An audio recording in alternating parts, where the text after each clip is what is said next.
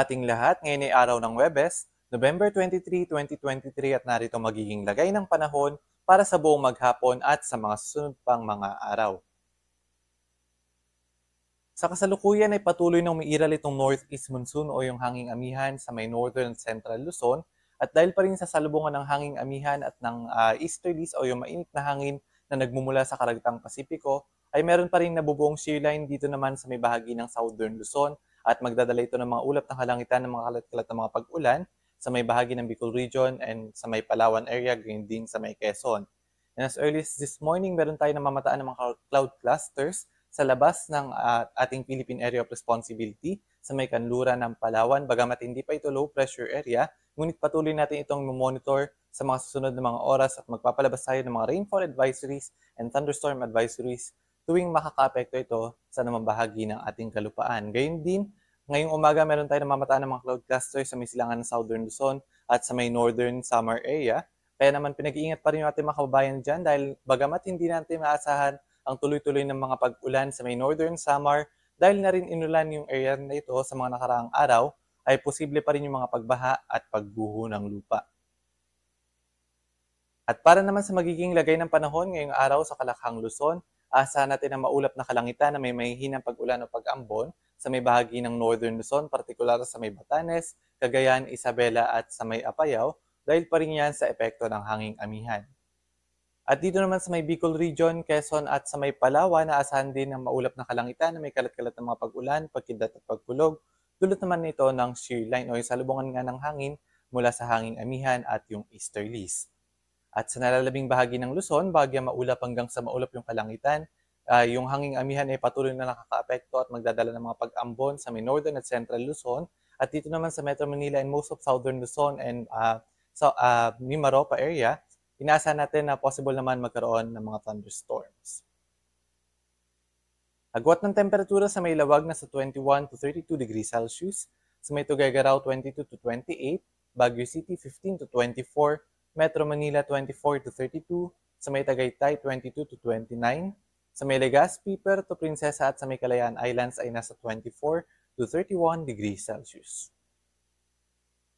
At para naman sa magiging lagay ng panahon sa Kalakhang, Visayas at Mindanao, asahan ang bagya maulap hanggang sa maulap na kalangitan na may mga pulo-pulong mga pag-ulan, pagkidlat at pagkulog dulot ng mga localized thunderstorms. Although hindi nga natin inaalis yung possibility ng mga severe thunderstorm events at maaaring magdala pa rin ng mga pagbaha, especially sa mga areas sa may Eastern Visayas kung saan nakaranas sa malalakas na mga pag-ulan ng mga nakaraang araw. Kaya patuloy na pinag-iingat yung ating mga kababayan dito sa may bahagi ng Visayas at Mindanao tuwing magkakaroon ng mga severe thunderstorm events. Agwat ng temperatura sa may Iloilo at Metro Cebu na sa 27 to 32 degrees Celsius, sa may Tacloban 26 to 31, sa may Cagayan de Oro 25 to 32 at dito naman sa may Zamboanga City at sa may Metro Davao ay nasa 25 to 34 degrees Celsius.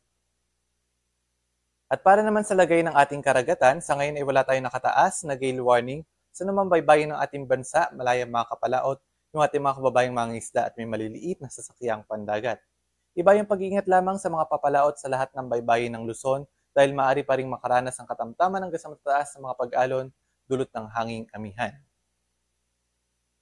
At para naman sa ating 3-day weather outlook simula bukas, araw ng Biyernes, hanggang sa weekends, inaasahan natin na dito sa Metro Manila bukas ay patuloy na iiral itong hanging amihan at sa weekends naman ay possible na rin magkaroon ng mga localized thunderstorms. At dito naman sa may bahagi ng Baguio City, patuloy yung pag-iral ng hanging amihan hanggang sa araw ng Sabado na magdadala ng maulap na kalangitan na may hinang pag-ulan o pag-ambon. At pagdating naman ng Linggo, magkakaroon na rin mga thunderstorms dito sa may Baguio City and most of the Cordilleras. At dito naman sa may bahagi ng Bicol Region, Visayas at Mindanao, asa naman bahagya maulap hanggang sa maulap yung kalangitan at may mga tsansa pa rin ng mga isolated rain showers and thunderstorms.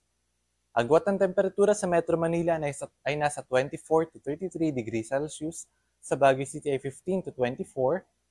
sa may Legazpi ay nasa 25 to 33 degrees Celsius, sa may Metro Cebu ay nasa 26 to 33, at dito naman sa may Metro Davao ay 25 to 34 degrees Celsius.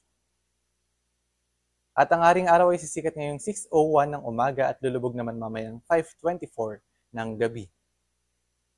At para sa karagdagang updates, lalong-lalo na sa mga thunderstorm and rainfall advisories, ugaling bisitahin ang ating social media accounts, DUST_Pag-asa. At para sa karagdagang impormasyon, bisitahin ang ating website, pag-asa.dust.gov.ph. At yan po